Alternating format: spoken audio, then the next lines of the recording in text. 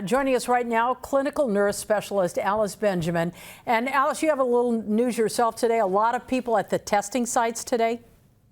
Yes, so I'm usually in the front line in the ERs and ICUs, but today I was at a testing site. And I have to say, Colleen, we were overwhelmed with the amount of people that came in after this holiday weekend looking to get tested, many largely unvaccinated. And I have to say, this is anecdotal information. Obviously, here in LA County, we have 7-day rolling data. But just from what we saw today, about every 1 in 10 persons tested positive for COVID-19. So you heard John's report there. How do you encourage people to get vaccinated? It seems like the vaccines are available almost everywhere. What do you say to them?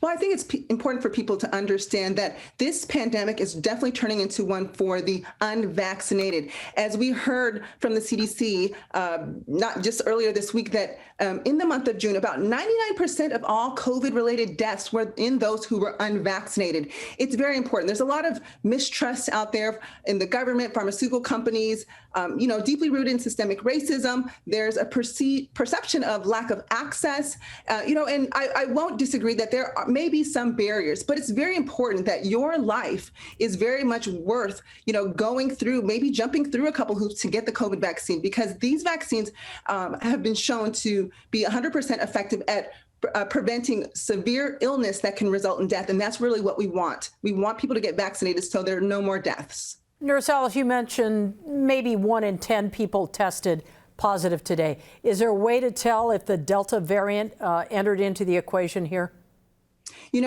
We suspect that it is, when we look at everyone who's been tested across the nation, almost up to 40% of positive cases are now related to the Delta strain. So we know that it's increasing in numbers. It's more virulent. It's the fastest and fittest of all strains thus far. And so we suspect that this increase in cases is definitely due to the Delta strain.